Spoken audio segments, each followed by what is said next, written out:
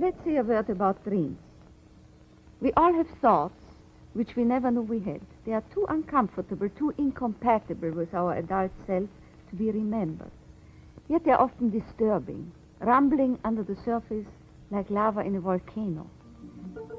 The dream is the royal road to these thoughts, the royal road to the unconscious. This is the story of how Sigmund Freud's ideas about the unconscious mind were used by those in power in post-war America to try and control the masses. Politicians and planners came to believe that Freud was right to suggest that hidden deep within all human beings were dangerous and irrational desires and fears. They were convinced that it was the unleashing of these instincts that had led to the barbarism of Nazi Germany. To stop it ever happening again, they set out to find ways to control this hidden enemy within the human mind.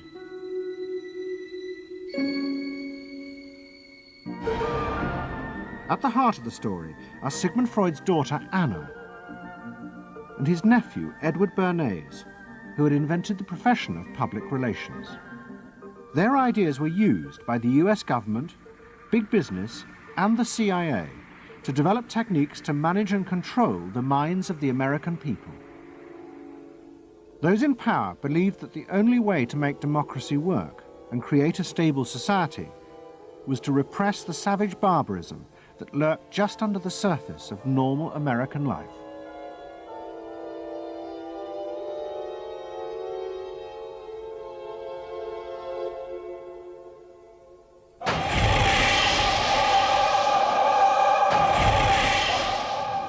The story begins in the middle of the fierce fighting of the Second World War. As the fighting intensified, the American army was faced by an extraordinary number of mental breakdowns among its troops. 49% of all soldiers evacuated from combat were sent back because they suffered from mental problems. In desperation, the army turned to the new ideas of psychoanalysis. They made a film record of the experiment using hidden cameras. It says here on your record that you had headaches and that you had crying spells. Yes, sir. I believe in your profession is called nostalgia. In other words, homesickness. Yes, sir. Mm-hmm. It was induced when, shortly before the war, I received a picture of my sweetheart. Yes. Mm-hmm.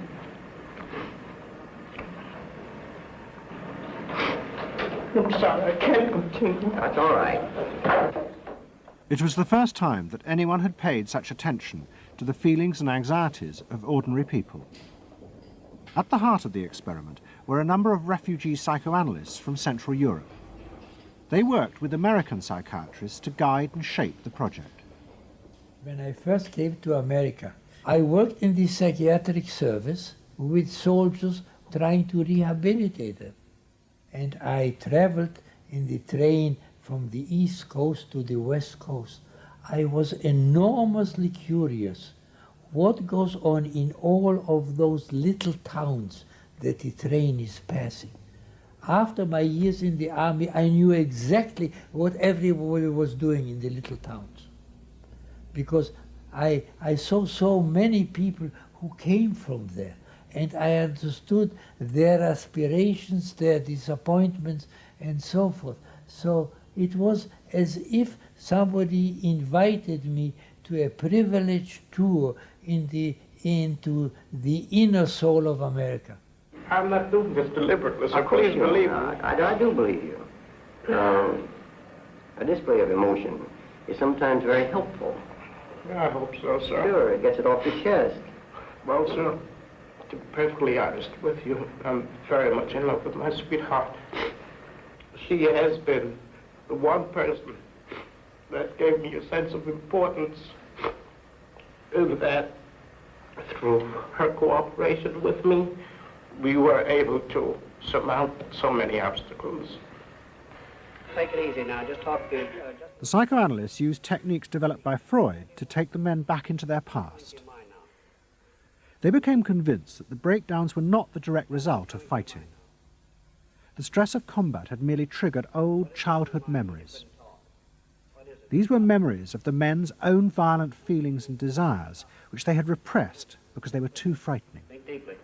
Let's go back. When was it you... To the psychoanalysts, it was overwhelming proof of Freud's theory that underneath human beings were driven by primitive, irrational forces. You want that?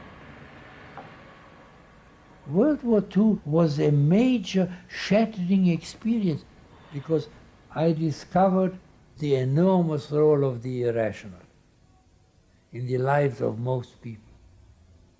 Now that I can say, that I learned, that the ratio between the irrational and the rational in America is very much in favor of the irrational.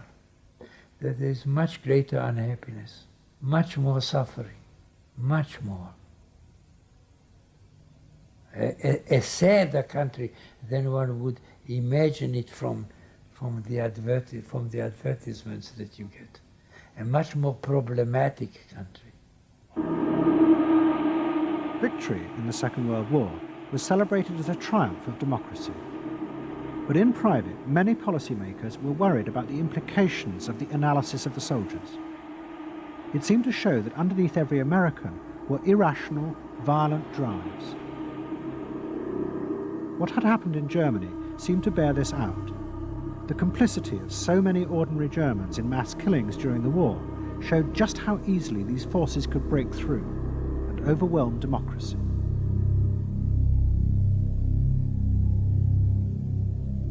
Planners and policymakers had been convinced by their experiences during World War II that human beings could act very irrationally because of this sort of teeming and raw and unpredictable emotionality, the kind of chaos that lived at the base of human personality could, in fact, infect the society, social institutions, to such a point that the society itself would become sick. That's what they believe happened in Germany, in which the irrational, the anti-democratic, went wild. Well, it was a vision of human nature as incredibly destructive, and they were terrified that Americans would in fact behave that way, or were capable of behaving that way, and they wanted to avoid a rerun of that. So what is needed is a human being that can internalize democratic values so that they are not shaken with the storm. And psychoanalysis carried in it the promise that it can be done. It opened up new vistas as to how the inner structure of the human being can be changed so that he becomes a more vital, free supporter and maintainer of democracy. The psychoanalysts were convinced they not only understood these dangerous forces, but they knew how to control them too. They would use their techniques to create democratic individuals, because democracy left to itself failed to do this.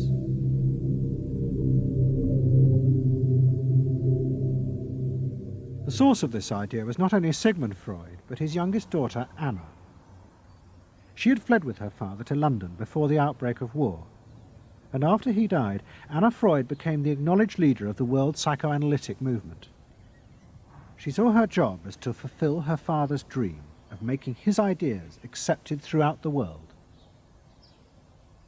At the center of the Freud movement stood Tante Anna, because she managed to work herself into that position. She was recognized as that, and not just because she was the daughter. She worked on that.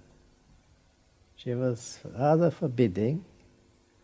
She was not, to me, a warm person, not an aunt you could kiss or put your arms around.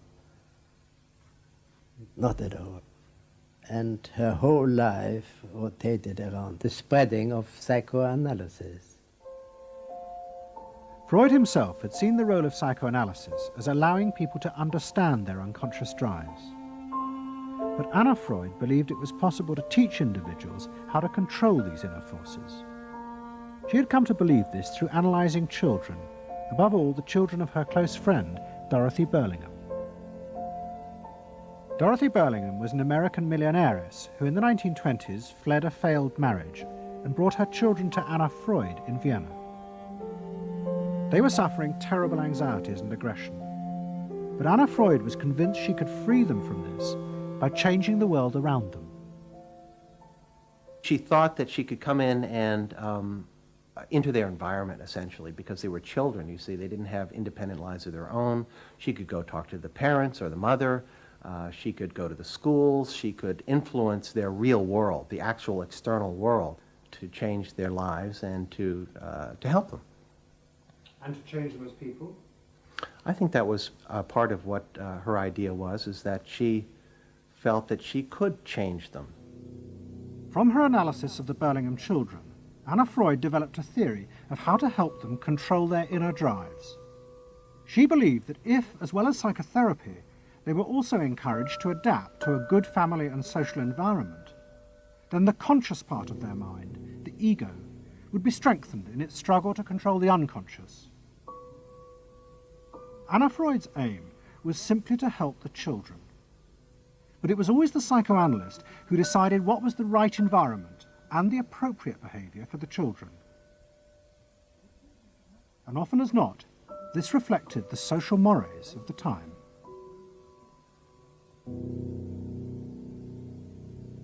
In my father's case, they were concerned that he would be a homosexual. And so a lot of their efforts went into preventing or trying to stop my father from becoming a homosexual.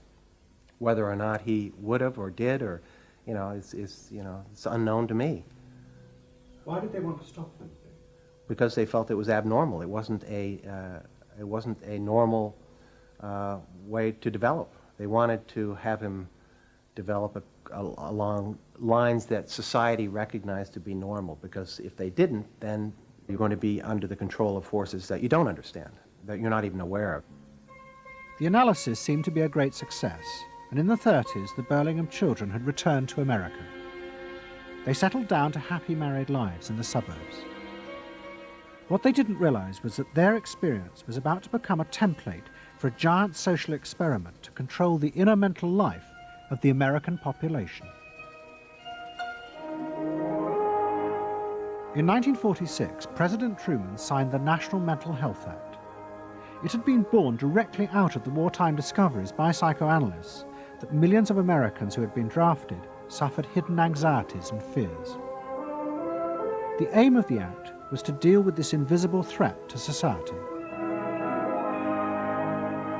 Shocked by the appalling percentage of the emotionally unstable revealed by the World War II draft figures, Congress in 1946 passed the National Mental Health Act, which recognized for the first time that mental illness was a national problem.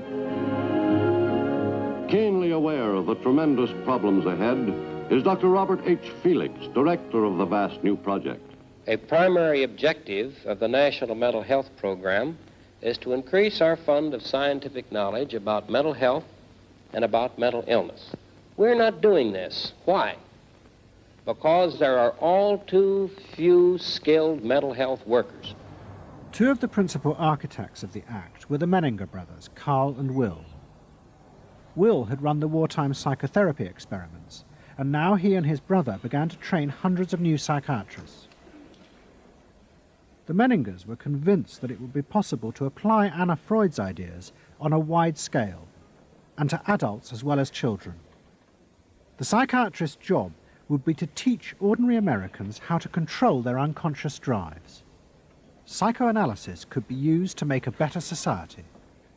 They said psychoanalytic thinking could make for the betterment of society, because you could change the way the mind functioned, and you could take the ways in which people did hurtful things to themselves and others and alter them by enlarging their understanding. And this was the vision psychoanalysis brought. That you could really change people. That you could really change people. And you could change them almost in limitless ways. In the late 40s, a vast project began in America to apply the ideas of psychoanalysis to the masses. Psychological guidance centers were set up in hundreds of towns. They were staffed by psychiatrists who believed it was their job to control the hidden forces inside the minds of millions of ordinary Americans. Yes, I need something done. I need some help. Did you have any particular teachers that you liked, anything of the sort? I liked all my teachers except one, I remember. Well, what was the trouble with this one? I don't know, she just scared me most of the time. And holler at me and I'd run outside and vomit. I hate my brother. Loathe him. Despise him. At the same time, thousands of counselors were trained to apply psychoanalysis to marriage guidance. And social workers were sent out to visit people's homes and advise on the psychological structure of family life. Behind all this was the fundamental idea of Anna Freud's, that if people were encouraged to conform to the accepted patterns of family and social life, then their ego would be strengthened. They would be able to control the dangerous forces within them. When your emotions control your actions, it affects not only yourself, but the people around you. And if this sort of flare-up is repeated often, it might lead to a permanently warped personality. You can control the fire of your emotions so that your personality becomes more pleasant. So we expect that someone who's been through that experience to be much more insightful, much more understanding, and a much better regulated person. And what happens to the And regulation includes being able to let go, as it were, to enjoy a football game or a soccer game.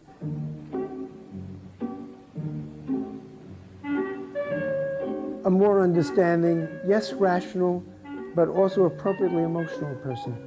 The regulatory aspects of the human mind would really be in charge. Instead of being overwhelmed by our passions and by our darker impulses. That one would be master or mistress of one's own passions. They just felt that the road to happiness was in adapting to the external world in which they lived. That people could be uncrippled from their own neurotic conflicts and impulses, that they would not engage in self-destructive behavior, that they would in fact adapt to the reality about them. They never questioned the reality. They never questioned that it might itself be a source of evil or something to which you could not adapt without compromise or without suffering or without exploiting yourself in some way. So there was this fit with the politics of the day. And a balance of emotions is important to a well-rounded personality. But it was only the beginning of the rise to power of psychoanalysis in America. Psychoanalysts were about to move into big business and use their techniques not just to create model citizens, but model consumers. Last week's episode showed how Freud's American nephew, Edward Bernays, had been the first to convince American corporations that they could sell products by connecting them with people's unconscious feelings. But now, a group of psychoanalysts were going to take what Bernays had begun and invent a whole range of techniques to get inside and manage the unconscious mind of the consumer. They were led by Ernest Dichter. Dichter had practiced next door to Freud in Vienna, but he had come to America and set up the Institute for Motivational Research in an old mansion north of New York. This is the Institute for Motivational Research, a place devoted to the intriguing business of finding out why people behave as they do, why they buy as they do, why they respond to advertising as they do. And this is Dr. Ernest Dichter. We don't go out and ask directly, why do you buy, why don't you? What we try to do instead is to understand the total personality, the self-image of the customer. We use all the resources of modern social sciences. It opens up some stimulating psychological techniques for selling any new product. Like the other psychoanalysts, Dichter believed that American citizens were fundamentally irrational beings. They could not be trusted. Their real reasons for buying products were rooted in unconscious desires and feelings. And Dichter wanted to find ways to uncover what he called the secret self of the American consumer. He was trying to get out of people's mind the unconscious motivations that they had for purchasing. These could be sexual, they could be psychological, they could be sociological, they could be a demand for status, a demand for recognition. There were things that people couldn't verbalize or wouldn't verbalize because they were too secret to them. They were too much a part of their nature, and they would be embarrassed. They would be embarrassed if they came out and said things like this. He would interview people, but not ask them direct questions, but let them talk freely like you do in psychoanalysis. And that was his background. And so he said, why can't we have a group therapy session about products? All right? And so Dichter built this room up above his garage, and he said we can have psychoanalysis of products. They can actually act out and verbalize their wants and needs. What we're going to do is try a couple of these salad dressings. Now let's see what happens. Here is our typical housewife. She doesn't follow the instructions. And they could be observed and watched, and other people could comment, and they could talk about it, and everybody could join in. He was the first to do this. This was absolutely the first thing that was ever done. And he had a movie projector up there where you could show advertisements and things like that, and people could react to them. And he invented the whole technique for mining the unconscious about the hidden psychological wants that people had about products. This became the focus group. It worked! Dichter's breakthrough came with a focus group study he did for Betty Crocker Foods. Like many food manufacturers in the early 50s, they had invented a new range of instant convenience foods. But although consumers had told market researchers they would welcome the idea, in fact, they were refusing to buy them. The worst problem was the Betty Crocker cake mix. Dichter did a series of focus groups where housewives free associated about the cake mix. He concluded that they felt unconscious guilt at the new image being promoted of ease and convenience. In other words, he understood that the barrier to the consumption of the product was the housewife's feeling of guilt about using it. They basically, on one hand, wanted to make it easy for themselves, but they felt guilty about it. So what you've got to do in those circumstances is remove the barrier being guilt. The way you do that is to give the housewife a greater sense of participation. And how do you do that? By adding an egg. Simple as that. As simple as that. Dichter told Betty Crocker to put an instruction on the packet that the housewife should add an egg. It would be an unconscious symbol, he said, of the housewife mixing in her own eggs as a gift to her husband, and so would lessen the guilt. Betty Crocker did it, and the sales soared. My cake is ready. The consumer may have basic needs that the consumer himself or herself doesn't fully understand. You have to know what those needs are in order to fully exploit the consumer. Is it wrong to give people what they want by taking away their defenses, helping remove their defenses? It seems so much longer than last year. It is. Nearly 4 inches longer in some models. Oh. Dichter's success led to a rush by corporations and advertising agencies to employ psychoanalysts. They became known as the Depth Boys, and they promised to show companies how to make millions by connecting their products with people's hidden desires. Dichter himself became a millionaire, famous for inventing slogans like "a tiger in your tank." Even the marketing of the Barbie doll came from a children's focus group. And so it goes. But Dichter was convinced that this was far more than just selling. Like Anna Freud, he believed that the environment could be used to strengthen the human personality. And products had the power both to sate inner desires and give people a feeling of common identity with those around them. It was a strategy for creating a stable society. Dichter called it the strategy of desire. To understand a stable citizen, You have to know that modern man quite often tries to work off his frustrations by spending on self-gratification. Modern man is eternally ready to fill out his self-image by purchasing products which complement it. If you identify yourself with a product, it can have a therapeutic value. It improves your self-image, and you become a more secure person, and you have suddenly this confidence of going out in the world and doing what you want successfully. Berners believed that that would then improve the whole of our society and become the best society on this planet.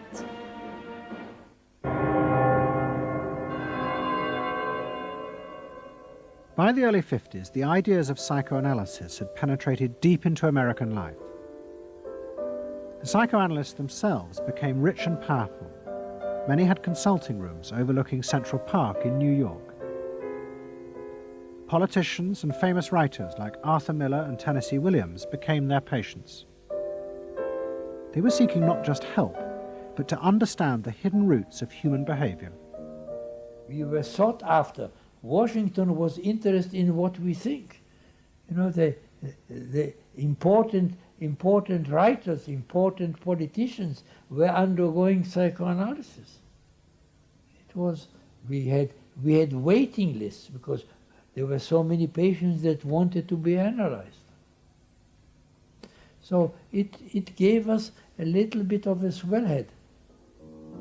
And as the psychoanalysts' ideas took hold in America, a new elite began to emerge in politics, social planning, and in business. What linked this elite was the assumption that the masses were fundamentally irrational. To make a free market democracy like America work, one had to use psychological techniques to control mass irrationality. They actually believed that this elite was necessary because individual citizens were not capable, if left alone, of being democratic citizens. The elite was necessary in order to create the conditions that would produce individuals capable of behaving as a good consumer and also behaving as a democratic citizen. They didn't see their activities as anti-democratic, as undermining the capacity of individual citizens for democracy. Quite the opposite. They understood that they were creating the conditions for democracy's survival and future. Anna Freud had never intended that her ideas be used in such a way, but she happily accepted the rise to power of psychoanalysis in America. She remained in England, living with Dorothy Burlingham. On the surface, it was an idyllic life. She and Dorothy had bought a weekend cottage on the Suffolk coast. And in the summers, Dorothy's children came from America to visit with the grandchildren. But underneath, things were going badly wrong. Both Bob and Mabby Burlingham, who Anna Freud had analysed in the 1930s, had suffered personal breakdowns, and their marriages were collapsing. Bob was drinking heavily, and Mabby suffered terrible anxieties. The real reasons for the visits to England were yet more analysis with Anna Freud. Well, the problem was that it didn't look very good, did it? Because here you have somebody who's having nervous breakdowns and is having alcoholic binges. And this is not exactly, doesn't really sit well. Well, you know, from a humane standpoint, obviously this is not desirable. You know, you want to help these people. But it also had the wider ramifications of everybody in analysis, in analytic circles, knew that Bob and Mabby were guinea pigs. They were the living proof that this was a wonderful process. It was very much swept under the rug. It really didn't get out. I mean, these people had such, their power and influence was such that, you know, you were very careful. Anna Freud was a very powerful person, and you were the grandchildren, and she knew a great deal more than you did about what went on in your parents' lives and so forth. It was not something you were going to tangle with, and you were a product of the whole situation. But at the same time, we all knew that something was really out of whack.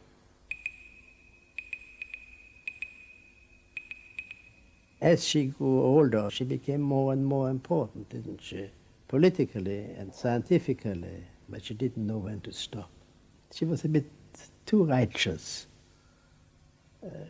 What she did was always the thing, and she would never, to my knowledge, acknowledge that she could make a mistake or be wrong.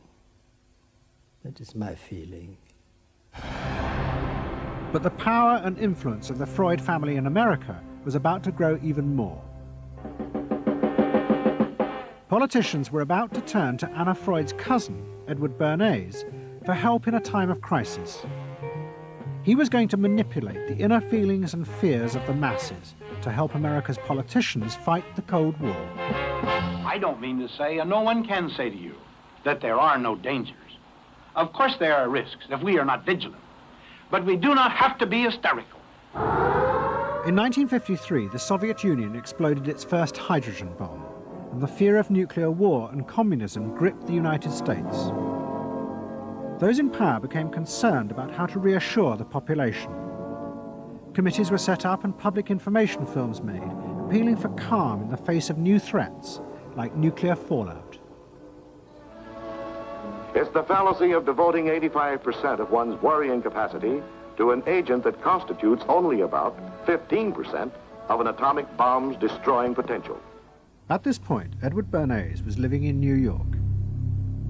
In the 1920s, he had invented the profession of public relations and was now one of the most powerful PR men in America. He worked for most of the major corporations and advised politicians, including President Eisenhower. Like his uncle Sigmund, Bernays was convinced that human beings were driven by irrational forces. The only way to deal with the public was to connect with their unconscious desires and fears. Bernays argued that instead of trying to reduce people's fear of communism, one should actually encourage and manipulate the fear, but in such a way as it became a weapon in the Cold War. Rational argument was fruitless.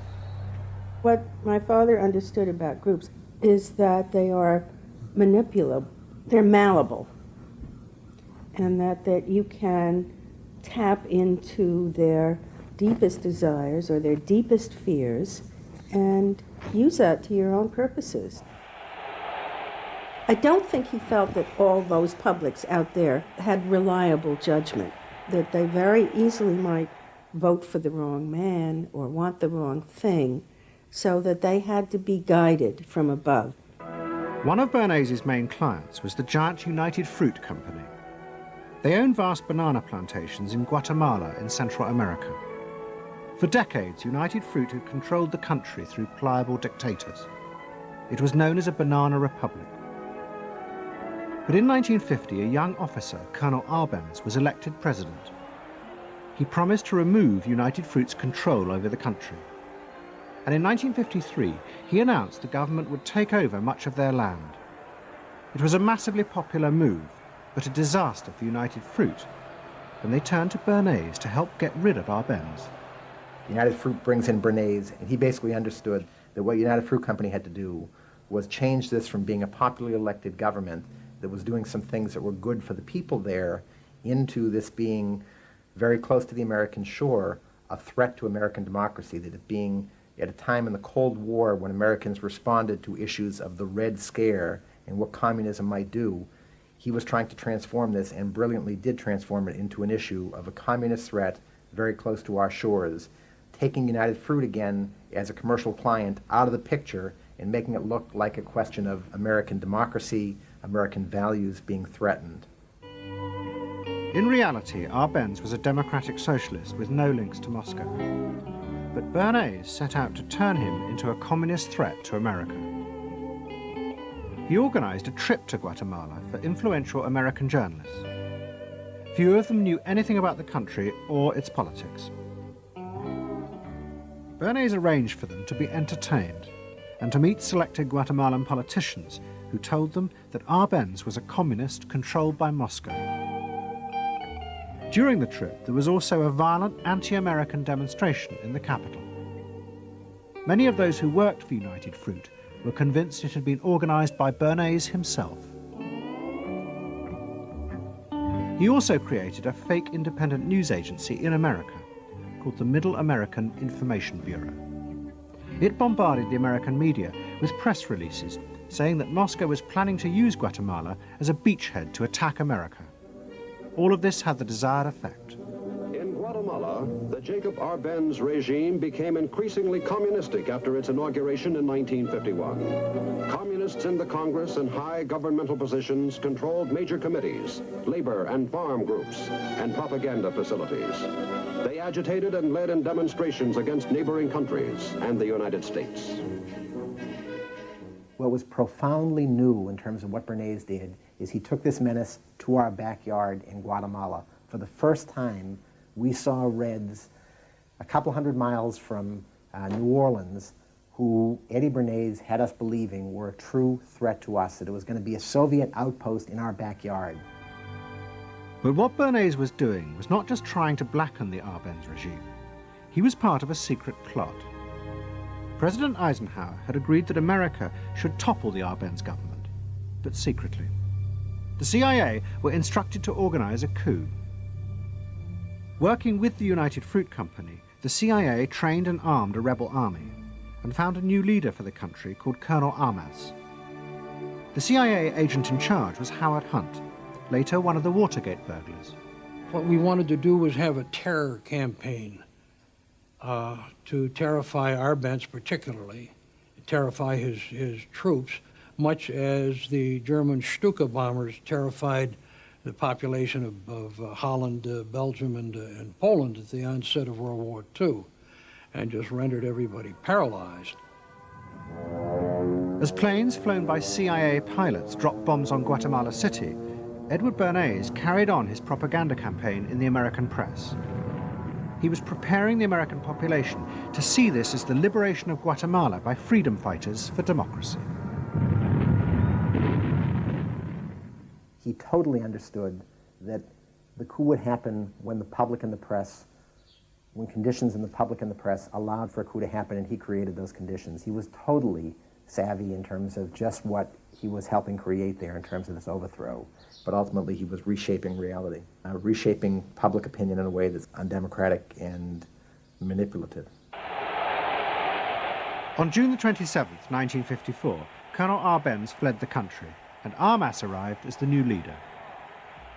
Within months, Vice President Nixon visited Guatemala. In an event staged by United Fruit's PR department, he was shown piles of Marxist literature that had been found, it was said, in the presidential palace. This is the first time in the history of the world that the communist government has been overthrown by the people. And for that we congratulate you and the people of Guatemala for the support they have given.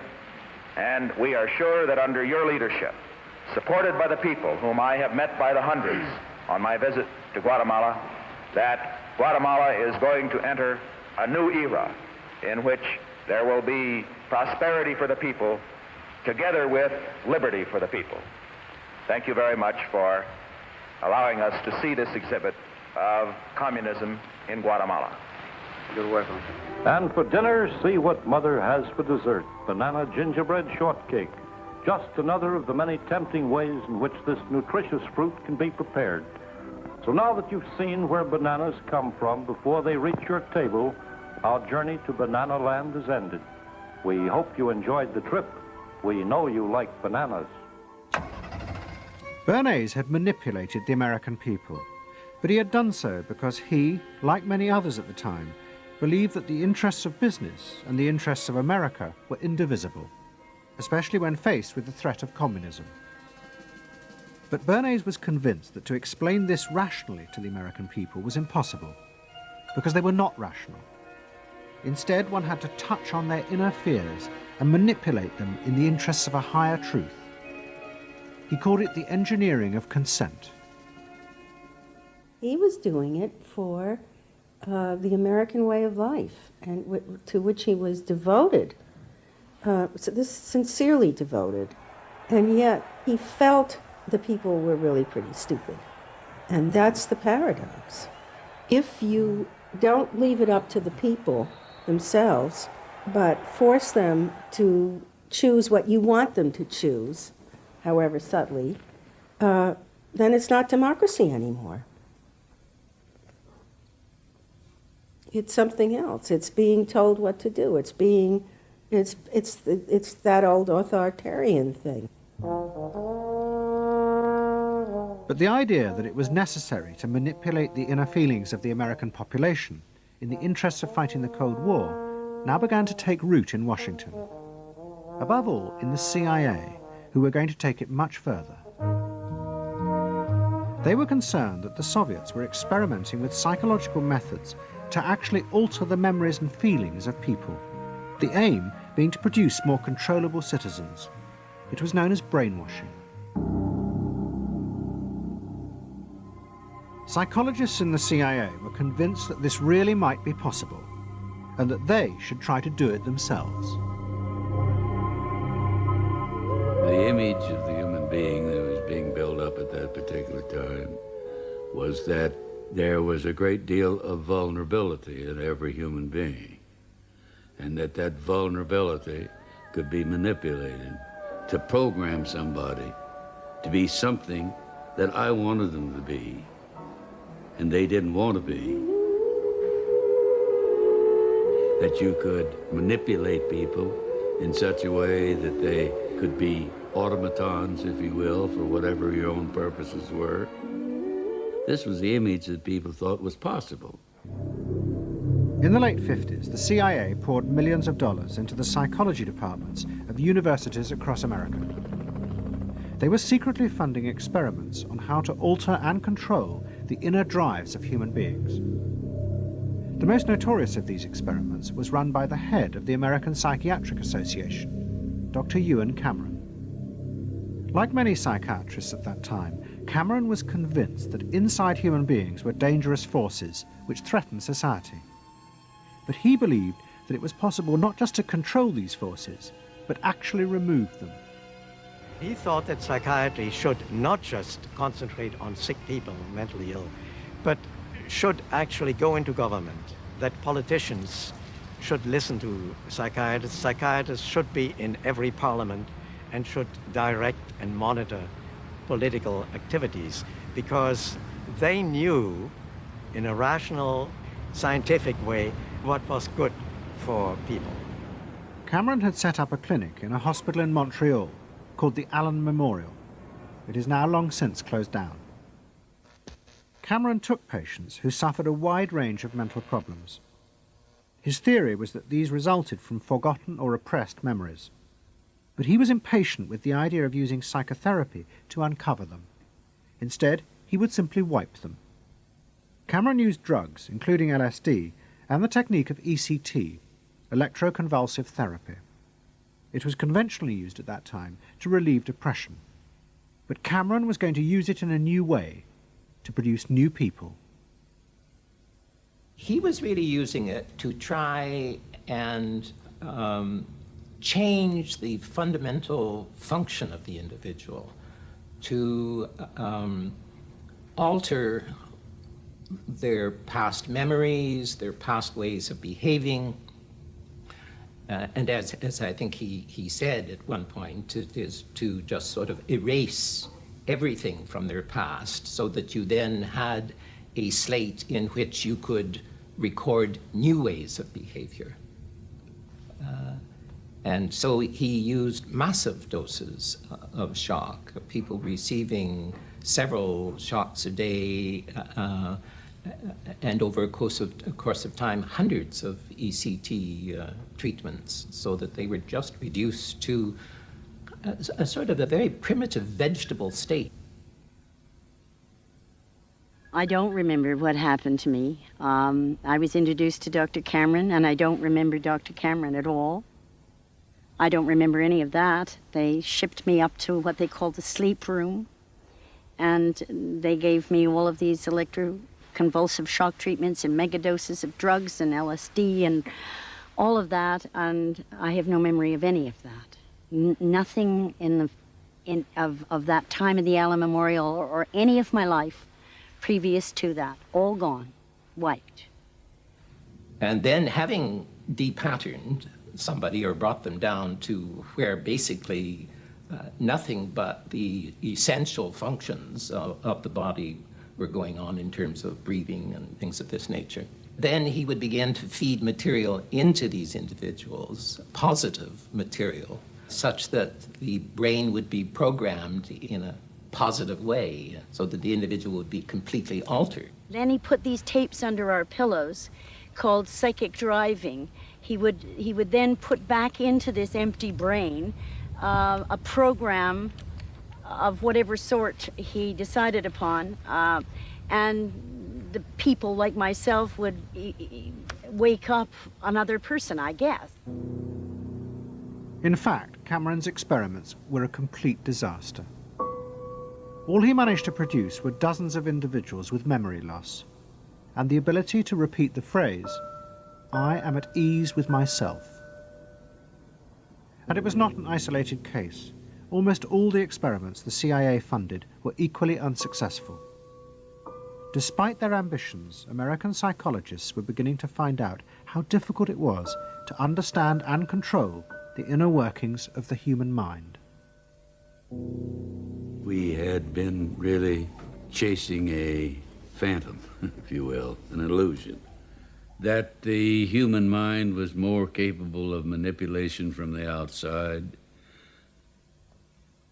by outside factors than it is. We found out that the human being is an extremely complex thing. There were no simple solutions. But you've just got to bear in mind that these were very strange times. The psychoanalysts had come to power in America because of their theory that they knew how to control the dangerous forces inside human beings. But now the psychoanalysts were about to face a high-profile failure that would lead people to begin questioning the very basis of their ideas. It began in Hollywood. The film industry had become fascinated by psychoanalysis, and Anna Freud was a powerful influence on dozens of analysts in Los Angeles. They treated film stars, directors, and studio bosses. Anna Freud's closest friend was the most sought after of all, Ralph Greenson. And in 1960, the most famous star in the world turned to Greenson for help. Marilyn Monroe was suffering from despair and had become addicted to alcohol and drugs. Well, when I walked in to dinner, here was Marilyn Monroe. And I'd made a picture with her called All About Eve. This is dinner at Ralph Greenson's? Yes. And the only thing was that Ralph was trying to show her, Romy, I never called him Ralph in my life. Romy was trying to show her that the way a family life ought really to be. So we were walking the dog after us. I said, "What the hell are you doing here?" I said, "You never asked me to dinner." And he said, "You weren't that sick." And I said, "Oh, no." He said, "The point is just this child has no frame of reference. In other words, she doesn't know what the goal is." What Greenson did was follow Anna Freud's theory. If Marilyn Monroe could be taught to conform to what society considered a normal pattern of life, that would help her ego control her inner destructive urges. But Greenson pushed it to an extreme. He persuaded Monroe to move into a house nearby that was decorated like his own. He then took her into his own family life, and he, his wife, and his daughter played at being Monroe's own family. Greenson himself would become the model of conformity. And so this someone whom she regarded as important and whom she idealized, if he turned out to be a very gratifying father figure, her ego would benefit from that. That was the theory. His wife and children, everyone was involved, yeah. They were strengthening the person. They were strengthening the mind. They were strengthening the agent that controls inner life against adversity, against insufficiency, against too much frustration. So that Marilyn Monroe would no longer be a helpless person looking for love. She'd have enough love. But despite all his efforts, Greenson was unable to help Marilyn Monroe. On August the 5th, 1962, she committed suicide in her house. The suicide shocked many in the analytic community, including Anna Freud. And high-profile figures in American life, who had previously been enthusiasts for psychoanalysis, now began to question why psychoanalysis had become so powerful in America. Was it really because it benefited individuals? Or had it in fact become a form of constraint in the interests of social order? The critics included Monroe's ex-husband, Arthur Miller. My argument with so much psychoanalysis is the preconception that suffering is a mistake, or a sign of weakness, or a sign even of illness, when in fact, possibly the greatest truths we know have come out of people's suffering. That the problem is not to undo suffering or to wipe it off the face of the earth, but to make it inform our lives, instead of trying to cure ourselves of it constantly and avoid it, and avoid anything but that lobotomized sense of what they call happiness. There's too much of an attempt, it seems to me, to think in terms of controlling man rather than freeing him, of defining him rather than letting him go. Mm-hmm. And it's part of the whole ideology of this age, which is power mad. Hey, have you heard about the crazy new way to send a message today? It flashed on a screen too quick to see, but still you get it subliminally. At the same time, an onslaught was launched on the way psychoanalysis was being used by business to control people. The first blow came with the bestseller, The Hidden Persuaders, written by Vance Packard. It accused psychoanalysts of reducing the American people to emotional puppets, whose only function was to keep the mass production lines running. They did this by manipulating people's unconscious desires to create longings for ever new brands and models.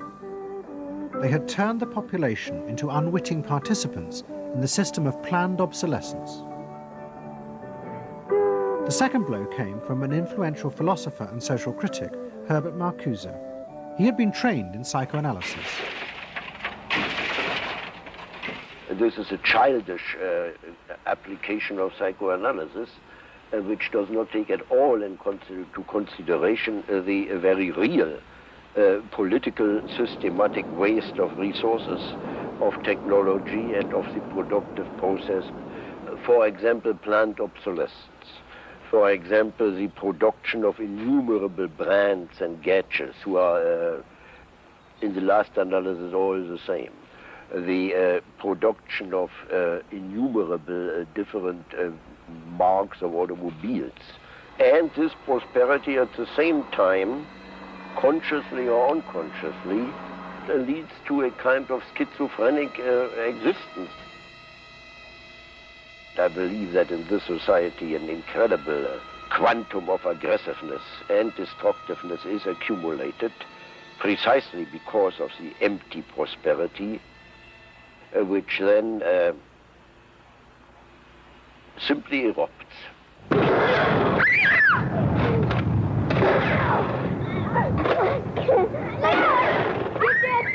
Marcuse's argument was not simply that psychoanalysis had been used for corrupt purposes. It was more fundamental. Marcuse said that the very idea that you needed to control people was wrong. Human beings did have inner emotional drives, but they were not inherently violent or evil. It was society that made these drives dangerous by repressing and distorting them. Anna Freud and her followers had increased that repression by trying to make people conform to society. In so doing, they made people more dangerous, not less. Marcuse challenged that social world, and he said that's a world that should not be adapted to. And in fact, what the individual was adapting to was corrupt and evil and corrupting. In other words, he switched the source of evil from inward conflict to the society itself. That the sickness of society lay at the societal level, not at the sickness of human beings in it. And if people did not challenge that, then they were, in fact, submitting to evil. Modern psychology has a word that is probably used more than any other word in psychology. It is the word maladjusted. It is the ringing cry of modern child psychology, maladjusted. Now, of course, we all want to live the well-adjusted life in order to avoid neurotic and schizophrenic personalities. But as I move toward my conclusion, I would like to say to you today, in a very honest manner, that there are some things in our society and some things in our world for which I'm proud to be maladjusted. And I call upon all men of goodwill to be maladjusted to these things until the good society is realized. I must honestly say to you that I never intend to adjust myself to racial segregation and discrimination. I never intend to adjust myself to religious bigotry. I never intend to adjust myself to economic conditions that will take necessities from the many to give luxuries to the few and leave millions of God's children smothering in an airtight cage of poverty in the midst of an affluent society.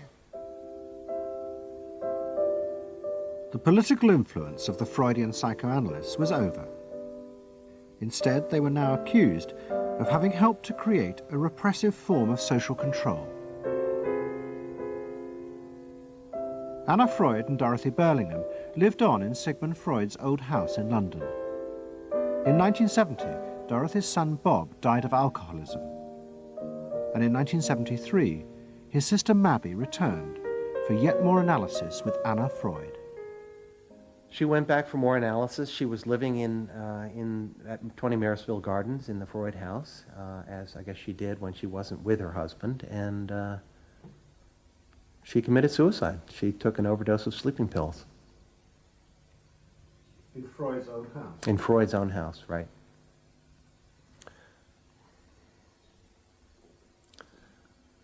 So, I mean, the obvious, there are a lot of implications that one can draw from that, and I just think she happened to reach the end of the rope there. Although it would seem to be a very pointed act. Obviously, suicide is a very politicized act, and to do it in Sigmund Freud's own house is certainly different from doing it in Riverdale back in New York.